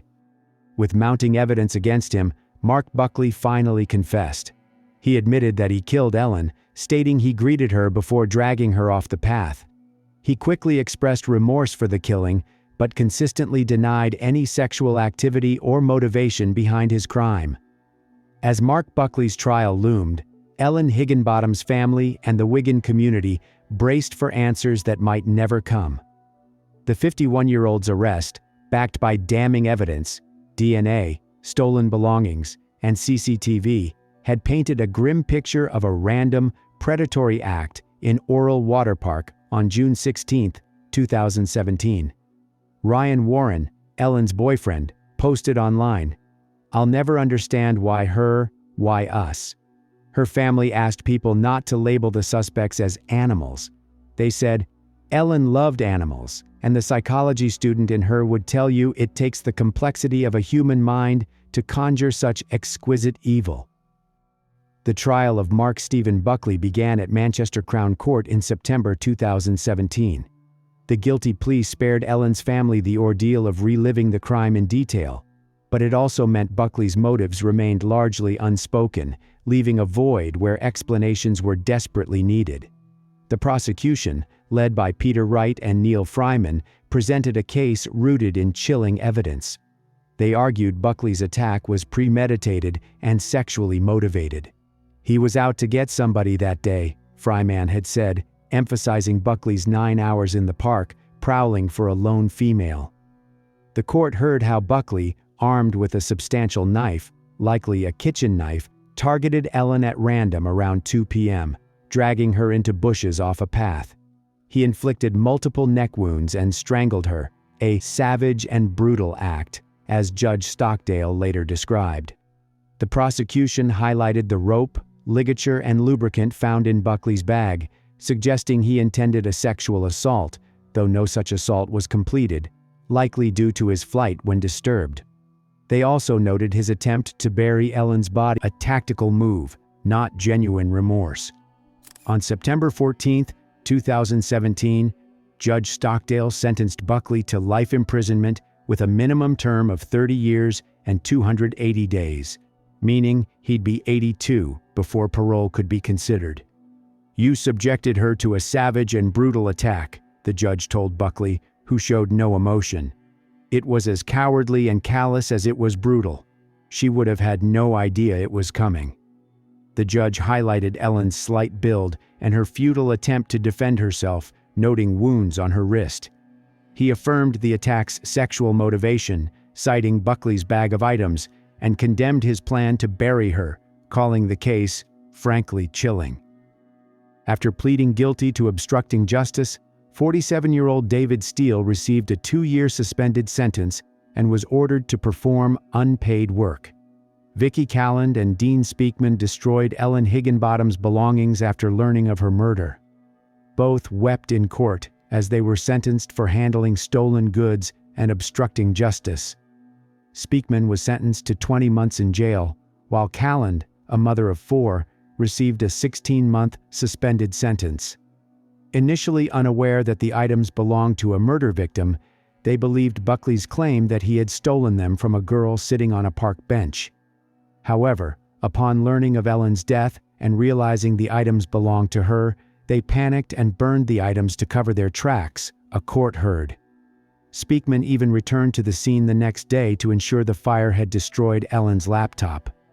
Their attorneys reported that Speakman had faced serious threats in prison, requiring protective custody, while Calland had to relocate due to strong community backlash in Billinge, where the couple had lived.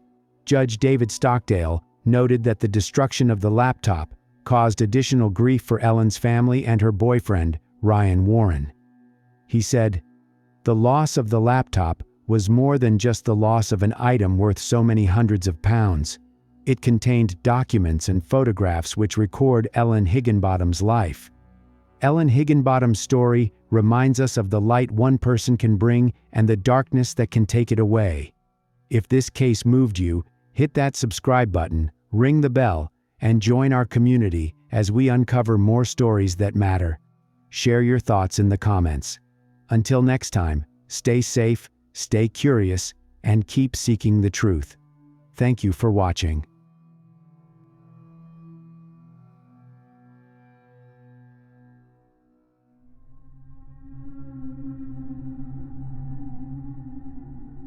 Hey everyone, welcome back to the Checkered Sky channel where we dive into true crime stories.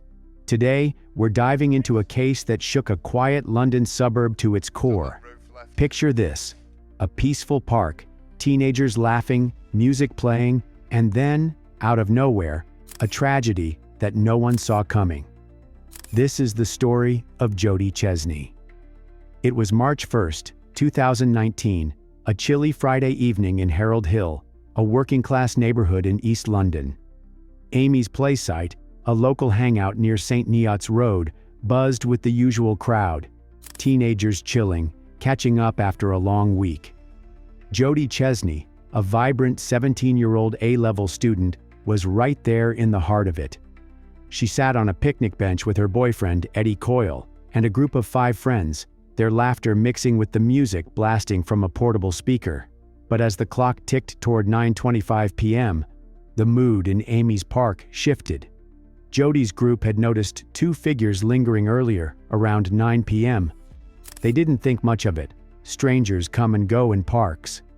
The pair left without a word, blending into the night. But 30 minutes later, they were back. This time, they didn't just pass through.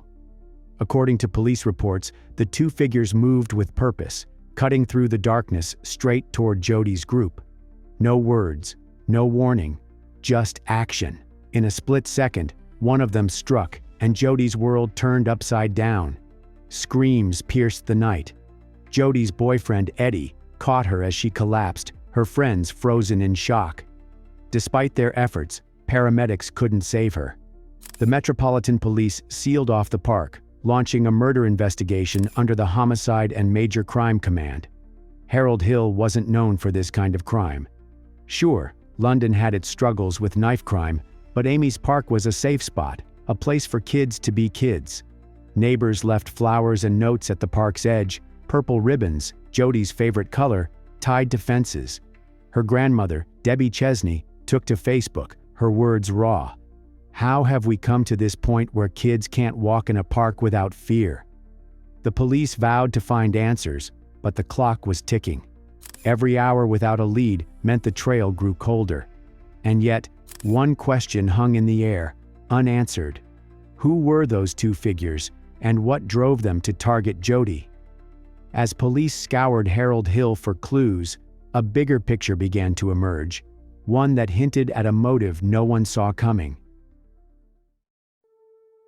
As the purple ribbons multiplied across Harold Hill, tied to fences and trees in Jodie Chesney's favorite color, the community grappled with a question. Who was this 17-year-old whose loss left such a void? The police were hunting for 2 shadowy figures. But to understand why this case gripped East London, we need to know Jodie, not just as a victim, but as the vibrant soul she was.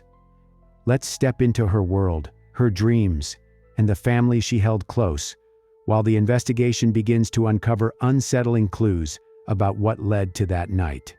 Jodie Chesney grew up in Dagenham, a tight-knit corner of East London, raised by her father, Peter Chesney, after he and Jodie's mother, Claire Gillam, parted ways when Jodie was 6.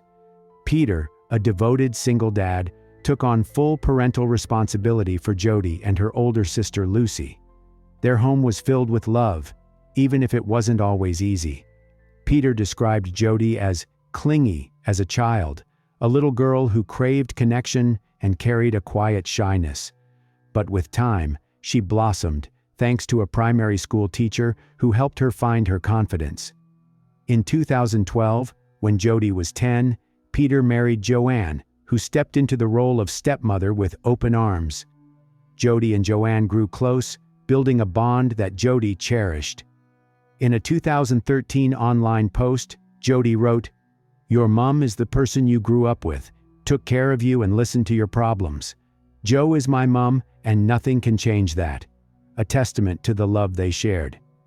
Joanne described Jodie as needy in her younger years, craving the maternal connection she'd missed, and together, they worked to create it. Their home was a place of laughter, with Jodie's silly sense of humor. Joanne called her a wind-up toy for her endless energy, filling their days. Jodie's passion for the Girl Scouts defined her teenage years. She threw herself into it, earning badges, climbing mountains, and canoeing with her troop. Just weeks before her death, she stood outside 10 Downing Street in her Scout uniform, beaming with pride. She was also a self-taught pianist, her fingers dancing over the keys, and was 3 weeks shy of completing her Gold Duke of Edinburgh award. At Havering Sixth Form College, where she studied photography, psychology, and sociology, her principal called her excellent, hardworking, and focused. Jodie dreamed of working with animals or children, her heart set on making a difference. Friends remembered her as the one who'd leave them in stitches, her humor growing louder and funnier as she shed her childhood shyness. Jodie's bond with her sister Lucy was unbreakable. 2 years apart, they shared everything: secrets, giggles, and dreams. Lucy described Jodie as her other half, the one who always put others first. Their home in Dagenham was a hub for Jodie's friends, who flocked to her warmth. She had no enemies, just a knack for making everyone feel included. Even her dog, Woody, was part of her orbit. Jodie loved taking him for walks, a routine that grounded her busy days. But as Jodie's light shone brightly, the investigation into her death was casting shadows. While her family mourned, detectives were piecing together the hours before the attack. The answers were out there, buried in the streets of Harold Hill. As detectives dug deeper, they uncovered details about 2 figures in the park and a motive tied to a shadowy world Jodie never touched. Let's walk through those last moments, following the trail of clues that would soon point to a devastating truth. March 1st, 2019, started like any other day for Jodie. It was a Friday, and she woke up in her Dagenham home, where she lived with her dad, Peter, stepmom, Joanne, and sister Lucy. That morning, Jodie was buzzing with plans, not just for the day, but for her dad's 39th birthday. She'd been chatting with Joanne about what to get Peter, tossing around ideas since she hadn't picked out a gift yet. Jodie was thoughtful like that, always wanting to make her family smile. Around 8 a.m., she posted on Instagram a simple message: "Happy birthday, Dad," with a heart emoji, a post that would later haunt those who saw it, racking up over 600 likes and countless comments after her death.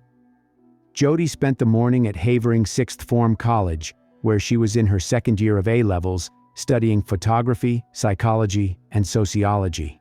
Around 3 p.m., classes wrapped up, and Jodie left college, her backpack slung over one shoulder, ready to kick off the weekend. Back home in Dagenham, Jodie had one more task before her evening plans. She took Woody, the family's Yorkshire Terrier, for a walk, a routine she loved. Neighbors often saw her strolling with Woody, chatting on her phone or waving to familiar faces. By 4:30 p.m., she was back home, catching up with Joanne and Peter, who were getting ready to celebrate his birthday. Jodie mentioned she'd be hanging out with friends later, a typical Friday night plan. As far as we knew, she was going to do what she normally did, Joanne later recalled in an interview with The Mirror. Jodie grabbed her jacket, said her goodbyes, and left around 5:30 p.m., promising to be home later. She headed to Romford railway station, a short bus ride away, to meet her boyfriend, Eddie Coyle, and a group of friends. By 6:30 p.m., the group, 6 teens in total, including Eddie, had gathered, their voices lively as they planned the evening. It was caught on surveillance cameras. Romford was their usual spot, a hub for East London teens with its shops and fast food joints. But that night, they decided to head to Amy's Park in Harold Hill, about a mile from Havering College, a place they often chilled at. The park, near St. Neots Road, had a playground at its center and benches where teens hung out after dark. By 7:30 p.m., they were settled on a picnic bench, playing music from a portable speaker, the kind of low-key night Jodie loved, laughing, joking, and soaking up time with her crew. Around 9 p.m., Jodie's group noticed 2 figures in the park. They didn't seem out of place. Amy's Park was a public space, and people came and went. The pair lingered briefly, but left without interacting, fading into the night. Jodie and her friends thought nothing of it, their music and chatter filling the air. But at 9:20 p.m., those same 2 figures returned, moving with a purpose that hadn't been there before. According to police reports from the Metropolitan Police, they approached the group directly, cutting through the darkness. One of them wore dark clothing, his face obscured. The other was less distinct, a shadow at his side. Without a word, the first figure struck, plunging a knife into Jodie's back with such force that the blade snapped, leaving a 7-inch wound that collapsed her lung. The park erupted in chaos. Jodie's scream pierced the night, and her friends froze in disbelief. Eddie caught her as she collapsed, cradling her on the ground, shouting for help. The two figures fled, vanishing into the darkness as quickly as they'd appeared. Eddie, desperate, called emergency services, his voice frantic as he begged for an ambulance. Nearby residents heard the screams. Teresa Farrandon, a mom of 3 living across from the park, was watching TV when her son paused his Xbox, alerted by the noise. Teresa and her friend Kelly Smith ran to the park, finding Jodie lying on her back, moaning, with Eddie by her side. Teresa tried CPR, unaware the broken blade was still in Jodie's back. A man in a van stopped to help, pressing his coat against the wound, while another friend grabbed kitchen roll to stem the bleeding. Paramedics arrived within minutes, but Jodie's injuries were catastrophic. The knife had caused massive trauma and hemorrhage, as confirmed by a post-mortem at Eastham Mortuary. Despite their efforts, she was pronounced dead at 10:26 p.m., just over an hour after the attack. The park, once a place of laughter, became a crime scene, cordoned off by police tape as forensic officers combed for evidence. Jodie's friends, still in shock, told police there'd been no confrontation, no warning, just a sudden, unprovoked act. The Metropolitan Police's Homicide and Major Crime Command took over, with Acting Detective Chief Superintendent John Ross vowing to find those responsible. "Her death is a tragedy," he said, urging witnesses to come forward. As the investigation kicked into high gear, detectives retraced Jodie's final hours, confirming her movements through witness statements and phone records. The turning point in the case was a call to police from a local man. He said that on the night of the attack on Jodie, he had seen 2 men run out of the park and get into a black Vauxhall Corsa before speeding away. The witness also said there was at least one other man in the car, the driver. CCTV footage became the investigation's backbone. Harold Hill's streets, dotted with cameras, offered a patchwork of grainy images. By March 2nd, police had pulled footage from St. Neots Road and nearby Retford Road, capturing 2 males leaving Amy's Park around 9:25 p.m. One wore a dark jacket with a distinctive pattern, the other a hoodie, their faces obscured. The footage showed them moving quickly, heading toward Hildene Avenue, a residential area known for low-level drug activity. The footage also showed a black Vauxhall Corsa. On March 3rd, police arrested 20-year-old Manuel Petrovich. The black Vauxhall seen at the scene belonged to him. He denied involvement in Jodie's murder and said his car had been stolen in a knife-point robbery. But he later admitted owning the Vauxhall and having a mobile phone he used to sell cannabis. Petrovich refused to name anyone he had been with that night, due to my own safety and the safety of my family, saying people had already gone to his house looking for him. During further questioning of Petrovich, he recounted the events of the night Jodie died, but due to fear, he identified those who attacked her as Man A and Man B. Petrovich said he had been with a friend on March 1st who received a call from Man A asking for a lift. They picked up Man A, who was with another person, Man B, and they drove to Harold Hill so Man A could collect some weed and some money, he said. The 2 unnamed men got out at Harold Hill, leaving Petrovich and his friend in the car, according to the statement. He said Man A and B were gone up to 5 minutes and seemed calm when they returned. He said, "There was nothing unusual about their behavior. Nothing about them made me suspicious. I did not see either of them carrying anything. My friend and I were told that Man A was collecting money and drugs." After dropping the 2 men off, Petrovich claimed a black male had pulled a knife to his throat and snatched his car keys. He said, "The next day I heard that a girl had been stabbed in Harold Hill. I hoped it had nothing to do with why I was in the area with Man A and Man B." Detectives identified a second suspect, a 19-year-old local known to hang around Harold Hill's drug scene, based on witness descriptions of a black male in his late teens. To avoid tipping him off, police kept his name under wraps, referring to him only as Suspect A. in early briefings, but the net widened further. By March 5th, 2 more men, aged 30 and 38, were arrested in Romford, suspected of assisting the primary suspects. A 50-year-old man was also detained for allegedly helping dispose of evidence, though he was quickly released. "We're looking at a network, not just 1 or 2 individuals," Detective Chief Inspector Dave Wellams told BBC News, hinting at a deeper criminal undercurrent. Neighbors around Retford Road added more pieces. A woman in her 40s, living opposite the raided flat, told police she'd seen dodgy characters coming and going for weeks, often late at night. She mentioned a young teen, matching suspect B's description, who seemed to run errands for older men. These accounts pointed to a drug-related motive, as Harold Hill had a known issue with cannabis, often involving teens as runners.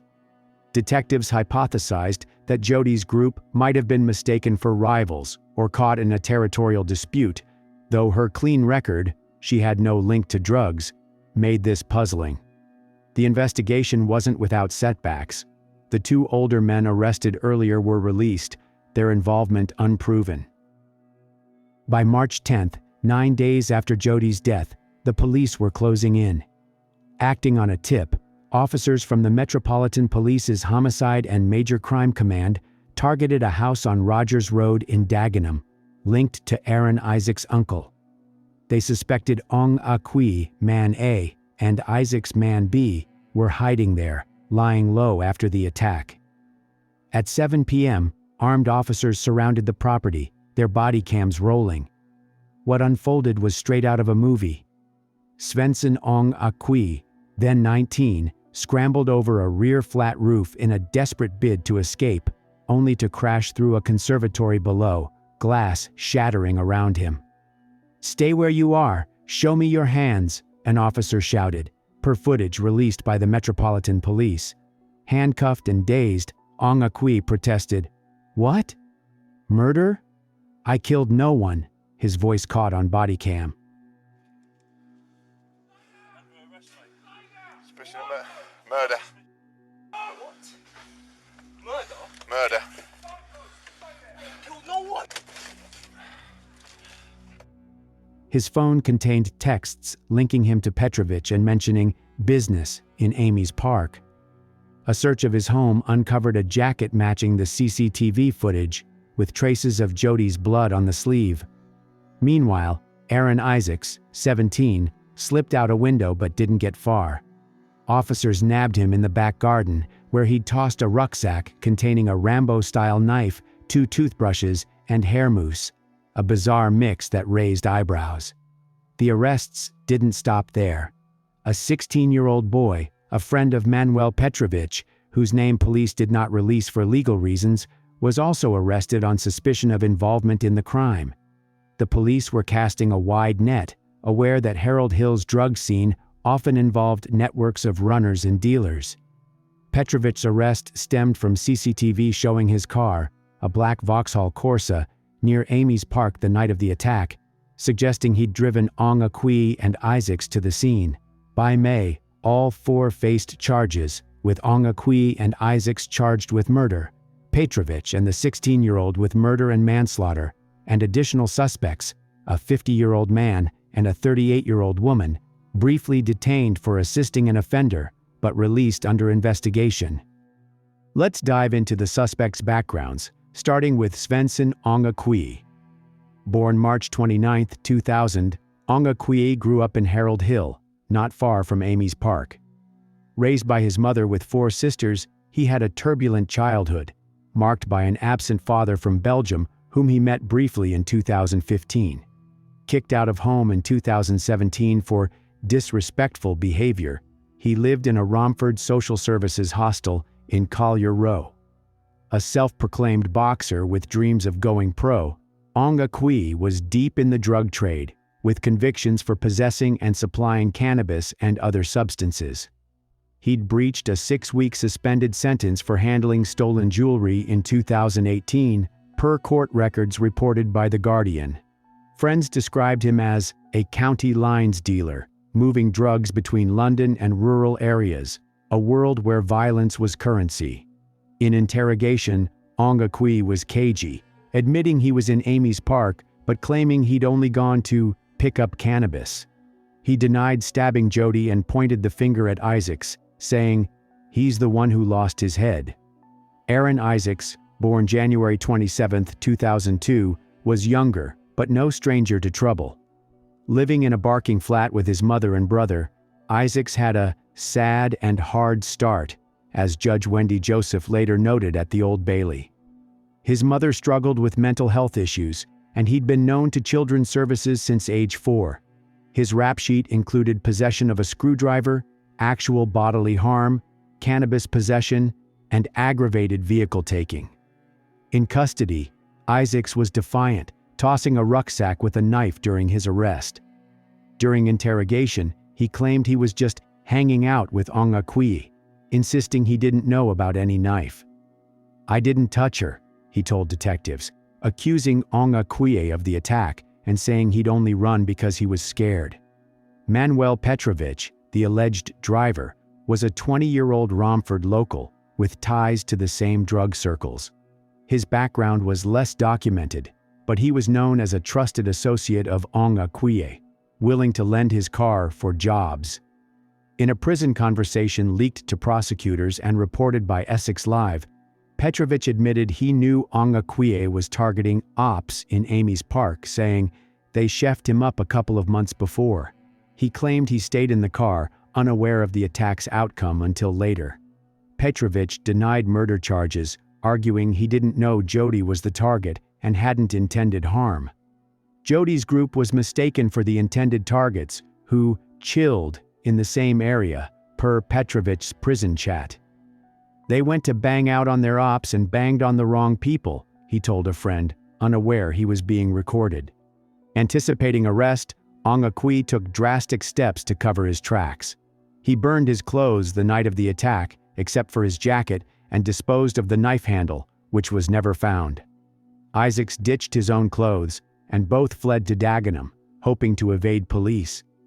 Their interrogations were a game of deflection, each blaming the other, with Ong Akui claiming he was just a lookout, and Isaacs insisting he didn't sign up for this. Yet, evidence mounted: the blood-stained jacket, phone records showing they'd planned the job, and CCTV placing them at the scene. As charges were formalized, Harold Hill grappled with the motive's senselessness. Jodie, a Girl Scout with no connection to drugs, was caught in a feud she didn't know existed. The arrests brought relief but no closure.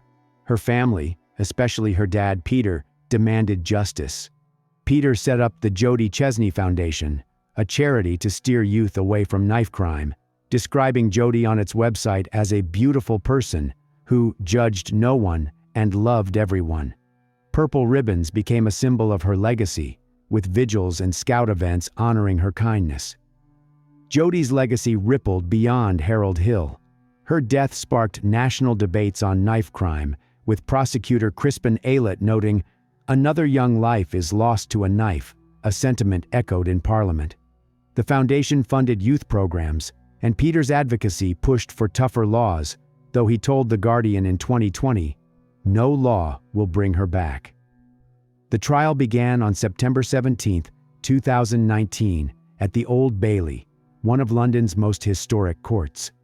4 defendants stood accused: Svensson Ong Akui, 19, Aaron Isaacs, 17, Manuel Petrovich, 20, and a 16-year-old boy, unnamed for legal reasons. The courtroom was heavy with emotion.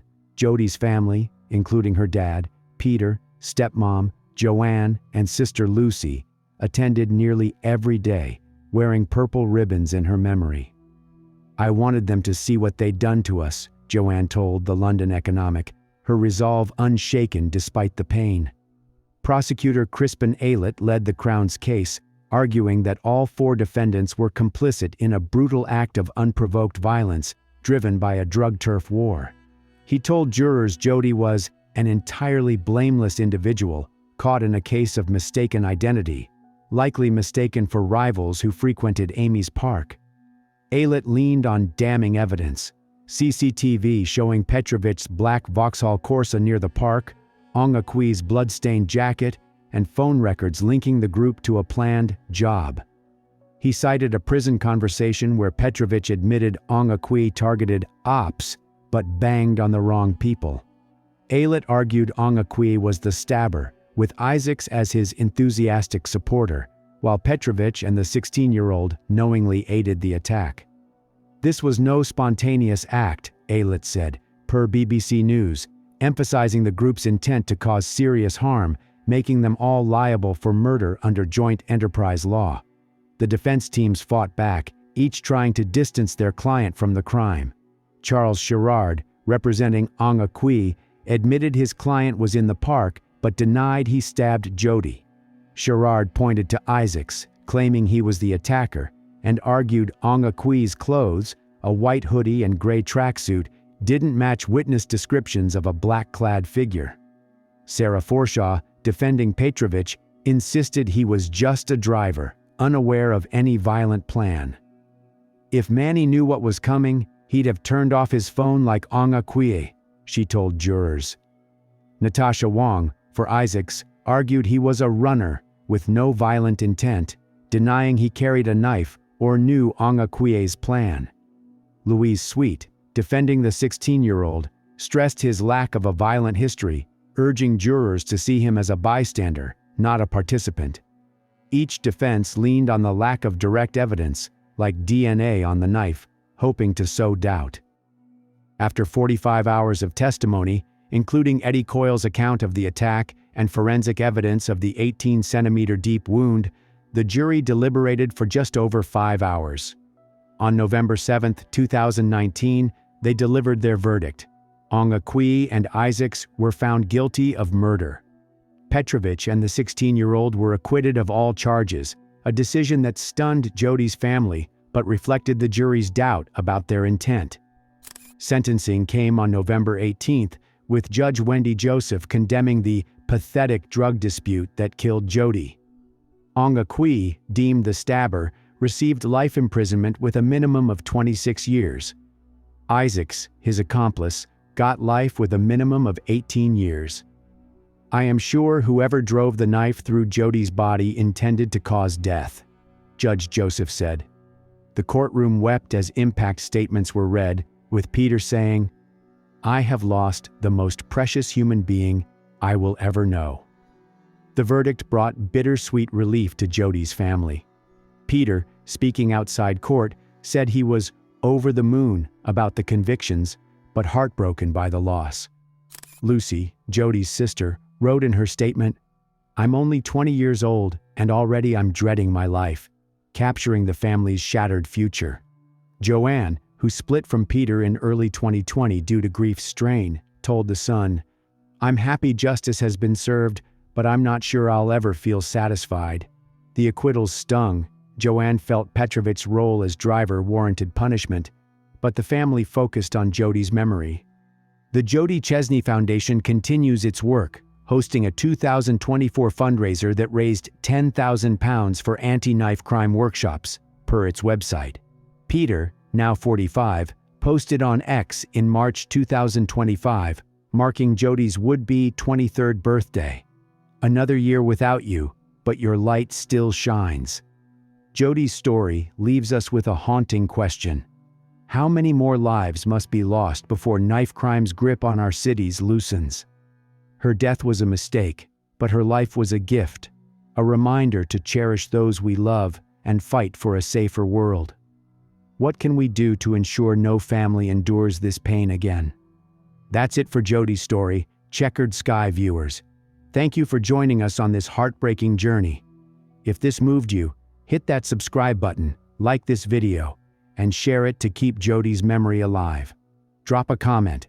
Let us know what true crime story you want next. Until then, stay safe, hold your loved ones close, and we'll see you in the next one. Peace out.